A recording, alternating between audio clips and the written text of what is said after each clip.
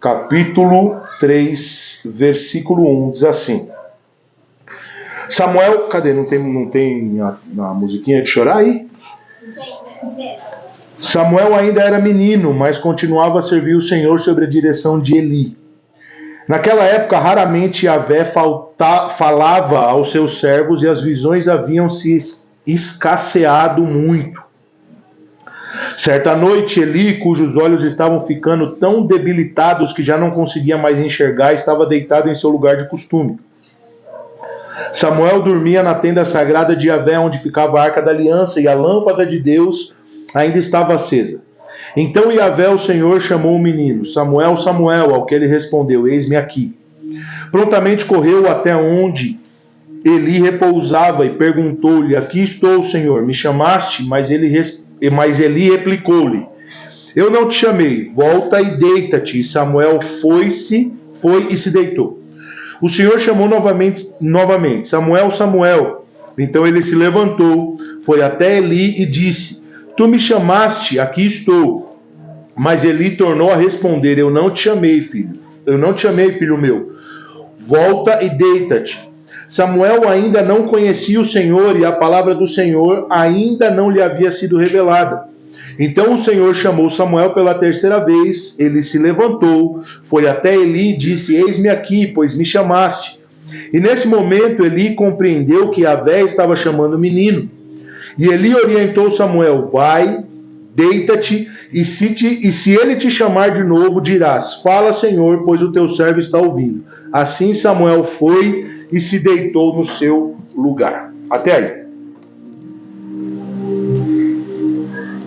Nós estamos falando sobre paternidade.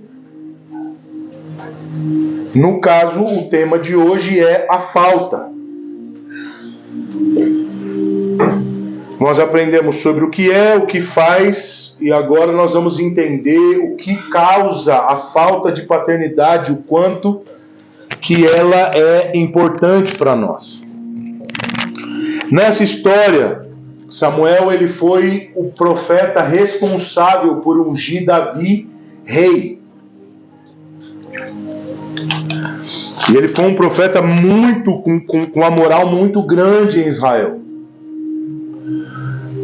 Ele é filho de Ana, e Ana não podia ter filho. Vou tentar te explicar o contexto. E Ana fez uma promessa a Deus e disse a Deus que se Deus desse a ela um filho, ela consagraria, ela daria esse filho para servir a Deus. E assim que Samuel desmamou, ele foi levado ao templo. Na época, o sacerdote que era o responsável pelo templo era Eli. Eli, se eu não me engano, ele tinha mais 3 filhos, que já eram mais velhos que Samuel. E os filhos de Eli eram terríveis. O templo, para você entender, não é como a igreja de hoje, que todo mundo pode entrar, e de qualquer jeito. Naquele tempo, o templo, ele só podia entrar algumas pessoas. O sumo sacerdote, os levitas, então só uma galera muito que podia entrar. Então, Eli era o sumo sacerdote, ele era o responsável por servir a Deus, ele era responsável por entregar as ofertas a Deus, ele era o cara que era responsável por apresentar o pedido de perdão do povo. Os filhos dele ajudavam na manutenção do templo. E o problema era que esses caras eram muito zoados. Eles se prostituíam dentro do templo. Eles pegavam algumas moças para dentro do templo. Tinha idolatria, tinha muita coisa errada ali através dos filhos de Eli. E o problema era que Eli sabia. Porque ele era um dos que tinha que entrar no templo. Então ele, como pai, estava errando com os seus filhos. Isso era uma falta e uma falha dele. Os filhos eram ruins, mas eles tinham a famosa frase: eles tinham a quem puxar. E aí, nesse texto que nós lemos, Eli está cego. Ele já não está enxergando mais, ele já está partindo já. E Samuel agora é criado por esse homem, que é ruim com os filhos dele. Ele é omisso com os filhos dele. Eli não exercia paternidade, ele era pai. Eu expliquei isso para vocês. Pai e paternidade são coisas distintas. Então ele é um pai que não exerce paternidade sobre os seus filhos.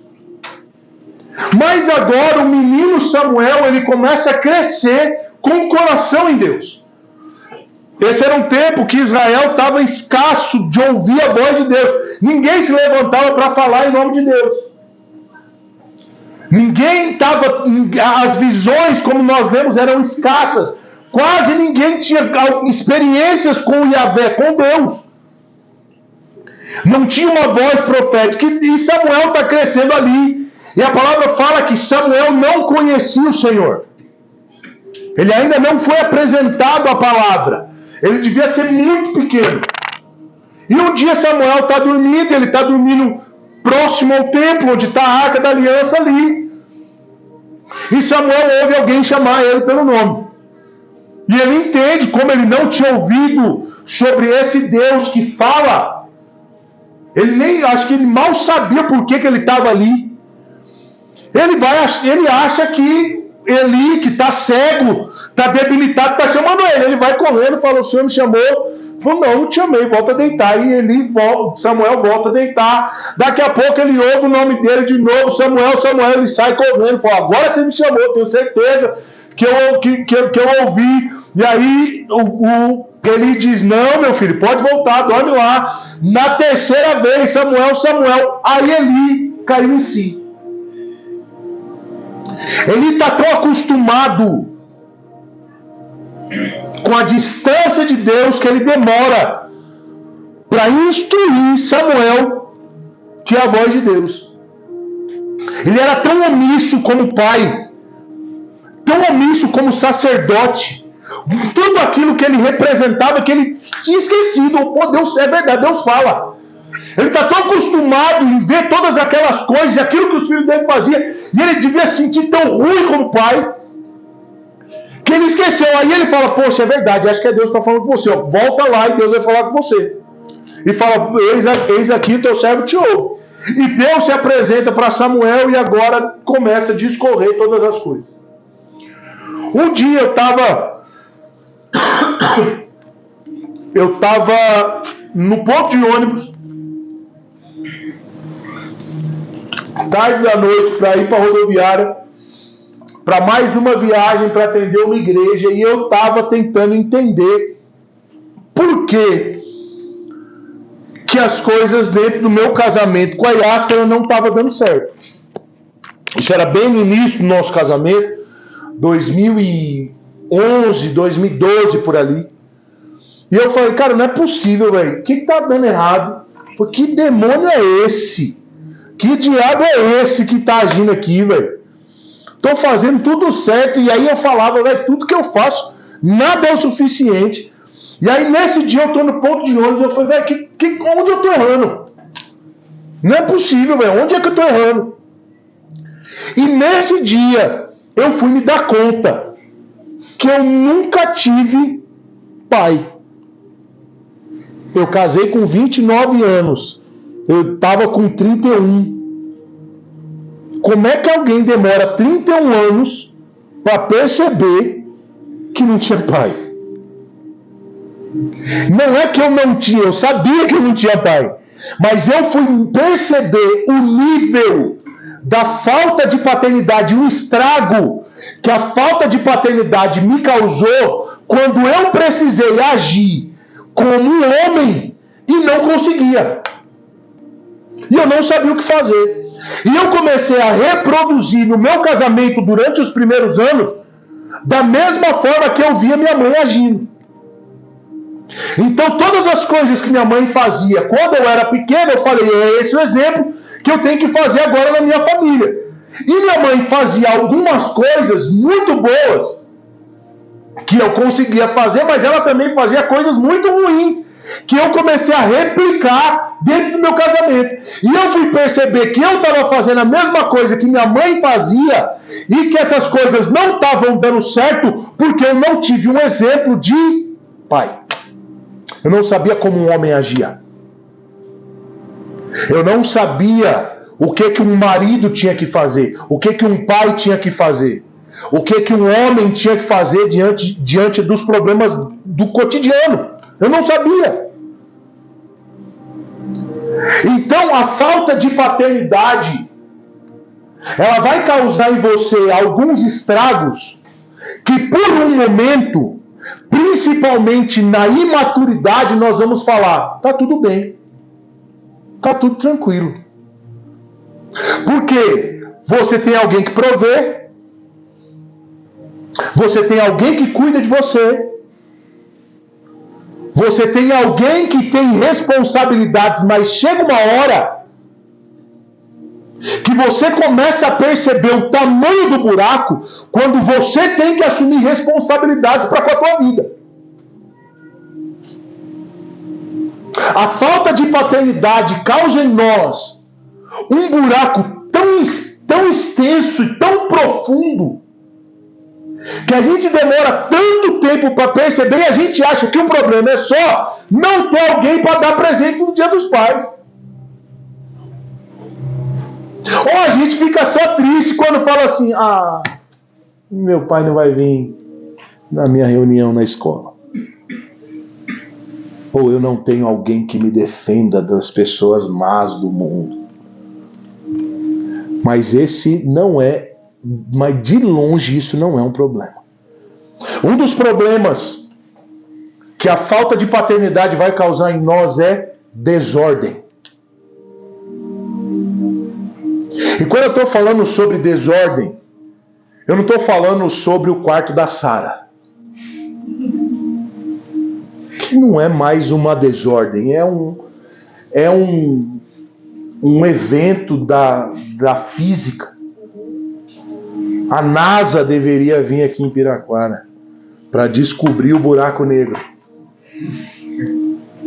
E a vida que existe ao redor daquele quarto vai entrando ali e nunca mais sai.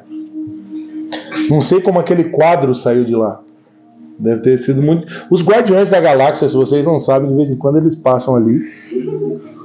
O Gru, ele já passou ali esses dias, né? Que dia que ele falou que vai vir no culto? Ele ia vir sábado, né? Daí cancelou, não veio. Poxa vida. Ele queria vir pro culto e não rolou. Olha lá, ó. Quase foi tragado. Vocês não viram? Quase foi tragado. Quando eu falo desordem, eu estou dizendo em todos os sentidos. Você não consegue ordenar seus pensamentos, você não consegue ordenar os seus sentimentos, você não consegue ordenar coisas básicas da sua vida. Como, por exemplo, respeitar a autoridade. Você não consegue. Não é uma coisa normal. Não é uma parada tipo, velho, você faz questão de não se colocar debaixo de algum tipo de autoridade, seja ela qual for. Tudo que for errado, alguém que está nesse nível de desordem, ele vai fazer. Tudo que pudesse fazer errado, tudo que ele puder causar, ele vai fazer por conta da falta de paternidade, porque ele não teve exemplo. Seja desordem financeira, seja desordem familiar, seja desordem, pô. Teus pensamentos, eles não vão conseguir, eles não se encaixam. E quando parece que está se encaixando, vem alguma coisa e bum, bagunça tudo de novo. Desordem é um dos sintomas. Outro sintoma, fraqueza. Quando eu estou falando fraqueza, não é fraqueza tipo a do Alan. Não é aquele nível de fraqueza. A Giovana já tá vindo. O que vai ter pra vida dela? Giovana, ou ajusta, vou te avisar, ou ajusta a paternidade ali, ou senão já sabe. Que é você que vai ter que defender a casa. Então, quando eu tô falando de fraqueza, é você não consegue resistir a nada.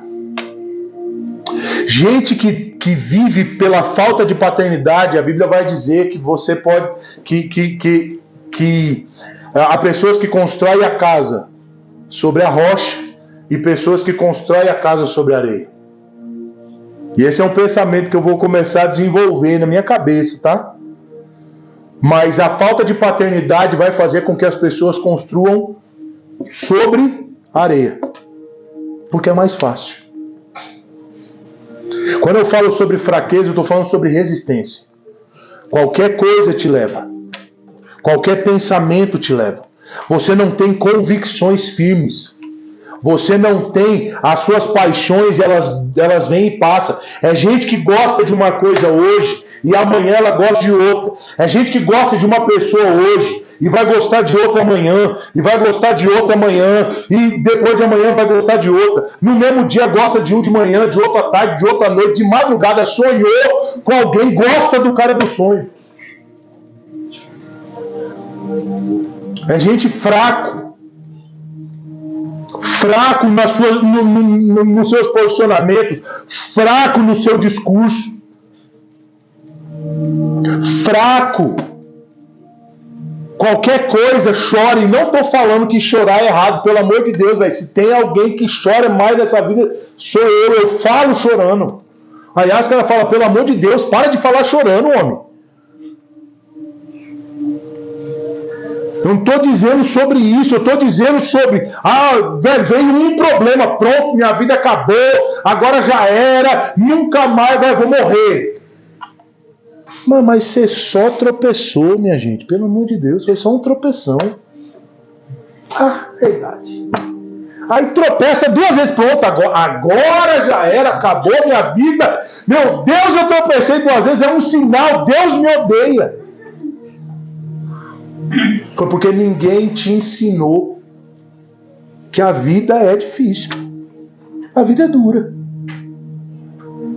E a vida com Deus, ela não é nada fácil. Na verdade, viver com Deus é pra gente corajosa demais. Porque você vai mais perder do que ganhar. E gente fraca não consegue entender isso. Gente que viveu debaixo dessa debilidade, debaixo dessa falta, sempre ele não vai conseguir agarrar e falar assim, eu vou aguentar até o fim. Outra característica de gente que sofre com falta de paternidade é gente medrosa. E não é medo de barata. Não é medo de boneca, que é o meu caso. É medo do que vai acontecer amanhã. É gente que as oportunidades aparecem e você percebeu que essa oportunidade é de Deus, cara, isso é incrível, eu tenho que fazer, eu tenho que me jogar nisso aqui. Mas você fala, não é pra mim. Não, eu não posso. Todos os outros podem, eu não. Não, eu não sou inteligente o suficiente. Eu não tenho dinheiro suficiente, eu não tenho pai. Não tive um pai para me ensinar para fazer isso. É medo. Você tem medo de arriscar, você tem medo de se envolver, você tem medo de assumir responsabilidade. Medo. Outra característica, e essa talvez seja uma das mais nocivas, porque ela abre tantas outras caixas. Gente que não teve uma paternidade, que o instruiu, que ensinou, vai sofrer de baixa autoestima num nível absurdo. E autoestima, baixa autoestima, não é você olhar para o espelho e vai falar, eu sou feio. Mas tem gente que é feio mesmo, pô. Não é baixa autoestima, isso é bom senso. É feio, Mas você já viu gente feia que não se acha feia? Mano, a pessoa é torta na vida. Pensa num negócio. O olho aqui no queixo, a orelha dá a volta, velho. E a pessoa se acha a coisa mais linda do mundo. Você vai ver, essa pessoa teve um pai que falou assim: você é a coisa mais... O pai mentiu. Vamos combinar que ele mentiu. Mas ela acreditou. Então eu não estou falando sobre isso. Eu estou falando sobre você olhar para você e você não ver absolutamente nada. Você não vê qualidade. Cara, e o pior, e você sabe quem carrega essa baixa autoestima, porque você pode elogiar a pessoa, você pode falar, ela não acredita. E entendam uma coisa: as pessoas que nos enxergam de fora, às vezes, elas têm muito mais razão sobre nós do que nós mesmos. Principalmente quando vai falar sobre suas qualidades, sobre coisas que você faz. Uma das coisas que eu tenho aprendido é: se eu vou discutir com a Sara e a Sara falar algo sobre mim, eu preciso escutar ela, porque ela está vendo de fora coisas que eu não estou enxergando. Então, às vezes, você está cercado de pessoas que estão falando, talvez, que você está errando, porque você está errando. Mas, às vezes ela vai falar: não, velho, você está acertando, cara, você é incrível, você é uma pessoa incrível, você sabe fazer bem, você joga bem vôlei, você é uma boa amiga, você é uma boa... Não, eu não sou. E o problema da baixa autoestima é que ela abre uma gaveta tão gigantesca, porque ela faz com que você tente recarregar o que te falta.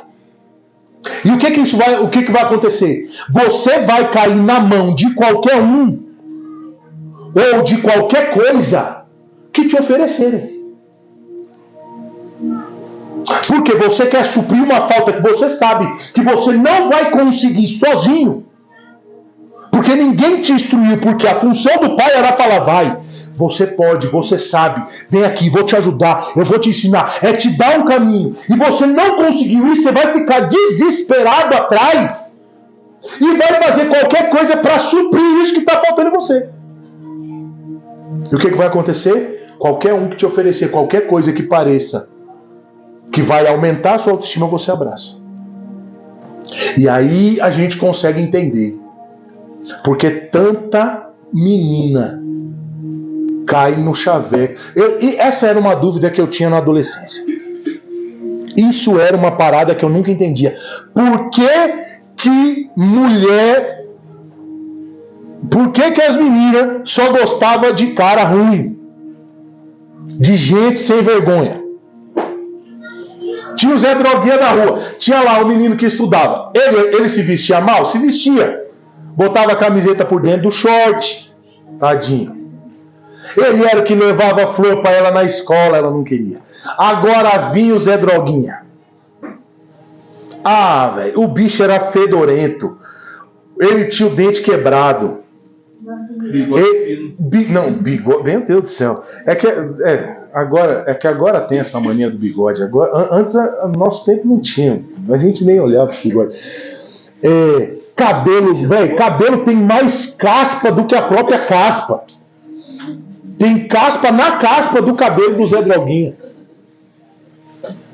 O Zé Droguinha tá lá, velho, o bicho não quer nem saber de nada. E ela olha, fala: meu Deus, como ele é lindo. Ou, no caso dos homens, velho, a menina, velho, pensa num negócio. Pensa numa curva de rio, pensa num bagulho, pilantra, pelo amor de Deus. Véi, se você descobriu que a menina traiu o ex dela, vai trair você também, pelo amor de Deus, velho. É só dar a oportunidade. E o bicho tá lá, arriado.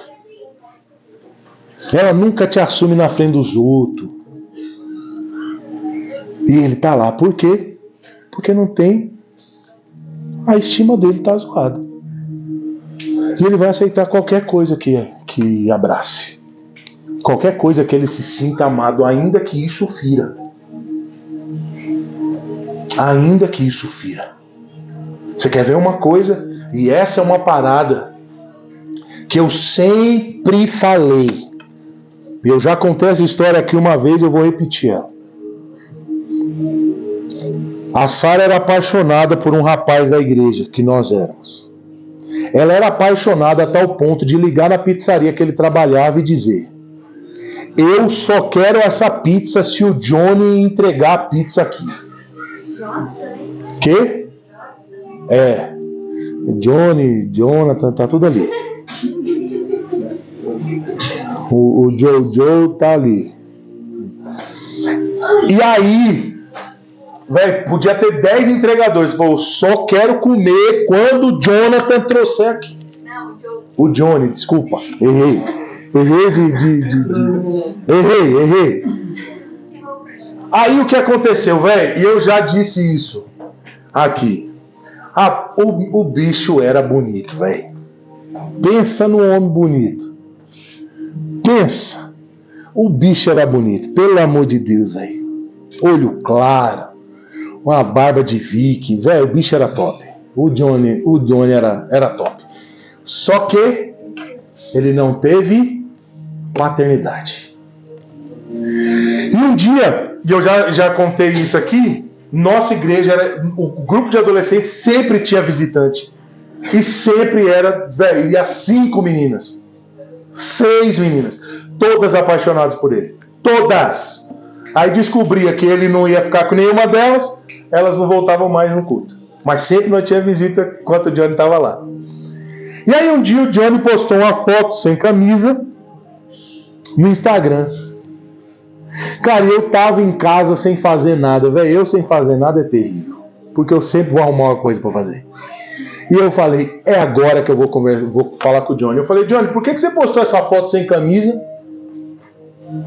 Ele, para de ser religioso. Começou aqui. Eu falei assim, não tô sendo religioso, mano. Eu não me importo. Se você postar sem camisa, o problema é seu, não é meu não, mano. Agora me fala uma coisa, você consegue postar e não olhar os comentários? Aí já deu uma crise no homem. Ele já deu uma desesperada. Porque eu sabia por que ele estava postando. E não é que ele se alimentava somente dos comentários. É que se não houvesse comentários, ele ia postar outra foto. E outra foto. E outra foto. Até que ele tivesse satisfeito.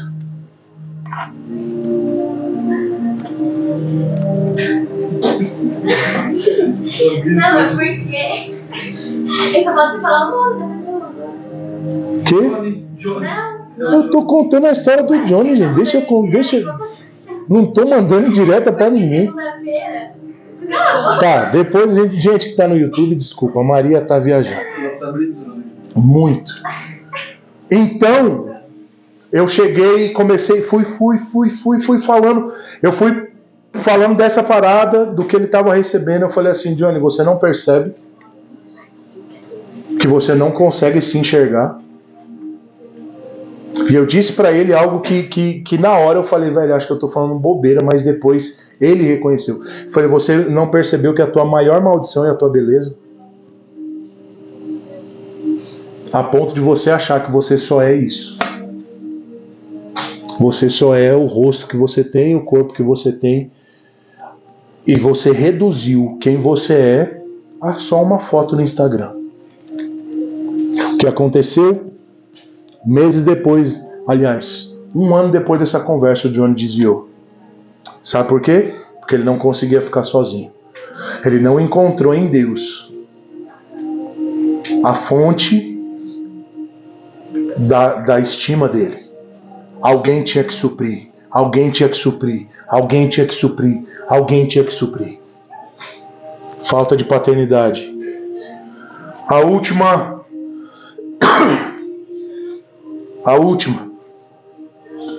Carência excessiva. Uma das coisas que eu aprendi na terapia é que todo mundo é carente. Todo mundo é carente. Todo mundo tem uma falta de alguma coisa. Todo mundo. Se você acha que não tem carência, daqui a pouco você vai descobrir a tua. Todo mundo tem.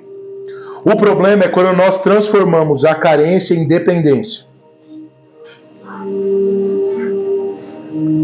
E aí você diz, eu só posso viver se for com isso. Eu preciso disso para viver.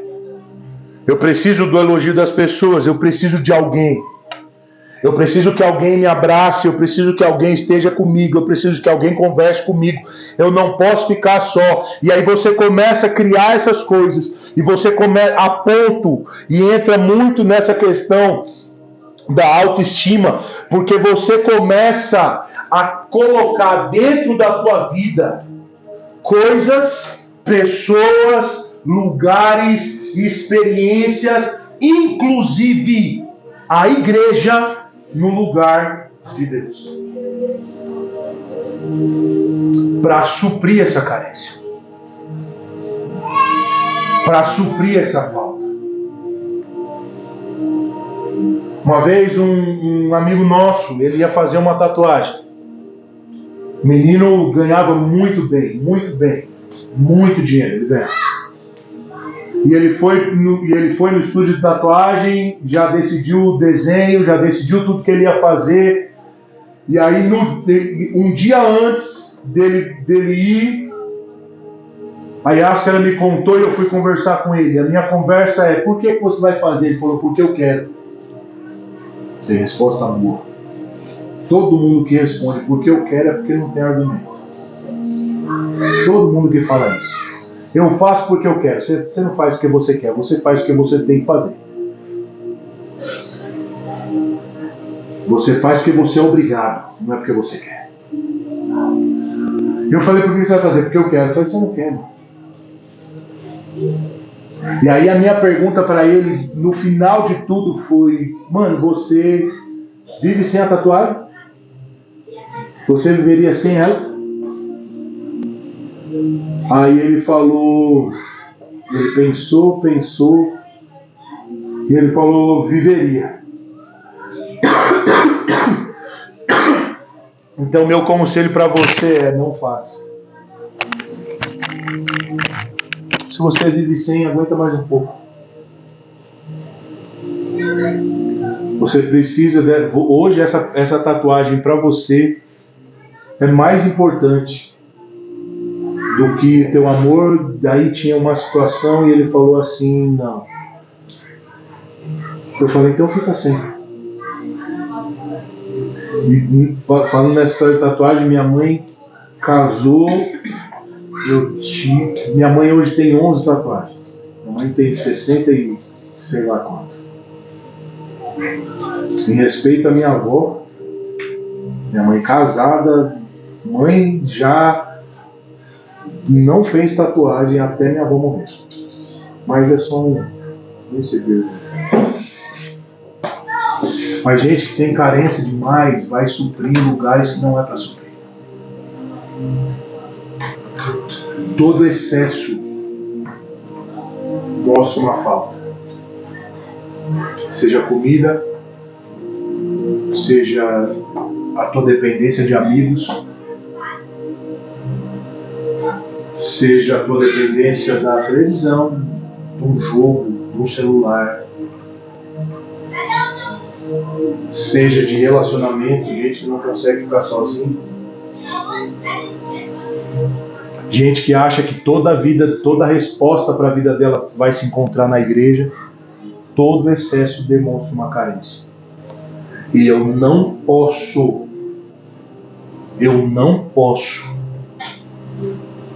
colocar absolutamente nada no lugar de Deus. O problema da falta de paternidade, e esses buracos eles vão se abrindo, e a Bíblia diz que um abismo chama o outro, e um buraco vai chamando o outro, e vai chamando o outro, e vai chamando o outro, e vai chamando o outro. chega uma hora que a gente olha e fala assim, cara, acho que não tem mais solução da minha vida. Quando nós falamos sobre suicídio aqui, eu lembro que no livro que eu li, o número de pessoas que tentam suicídio chega a 80% de pessoas que vieram de uma casa de lar separado. Porque não tiveram a presença do Pai. E aí, alguns de vocês, e é muito legal, o bom de pregar é isso. Porque você sabe quando a palavra está entrando? Pelos olhares. Pela expressão. E eu sei que hoje pegou para alguns. E uma das coisas que eu aprendi, quando eu tive esse problema com a Yassa, e eu descobri que era o meu pai. Que era porque eu não tive um pai. Eu não tive alguém que me mostrasse, porque o meu avô não conseguiu. Eu convivi com meu avô, minha avó já tinha morrido. Os meus tios não eram exemplo de marido, então eu não tinha quem seguir. E para você ter uma ideia, quando eu era solteiro, todas as igrejas que eu ia, o meu desejo sempre foi, em todas elas, era buscar o pastor. Era ir atrás do pastor para ficar atrás desse cara, para que ele fosse o meu pai. E aí o que acontecia, em algum momento eu me decepcionava. Em algum momento da relação que eu tinha com eles, eu me aproximava assim. A igreja podia ser gigante, daqui a pouco eu já estava na casa do cara. Já tinha o telefone dele, já estava me envolvendo na igreja, já estava fazendo um monte de coisa. Porque eu estava buscando essa carência, eu preciso de um pai, eu preciso de alguém que me ensine. E nesse dia, quando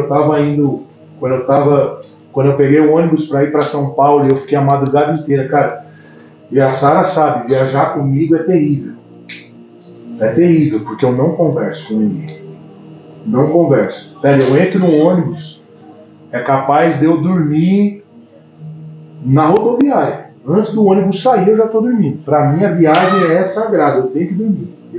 Eu falei para as meninas esse dia, eu vou juntar um dinheiro, vou daqui para São Paulo, 6 horas da manhã, das 6 ao meio-dia. Chego em São Paulo, fico uma hora na rodoviária de São Paulo, pego o ônibus e volto. Só para dormir no ônibus. Estou com saudade. Falta o que fazer. E aí eu não consegui dormir aquele dia. Eu falei, Deus, e agora? Como é que eu vou suprir esse buraco? Como é que vai rolar esse buraco?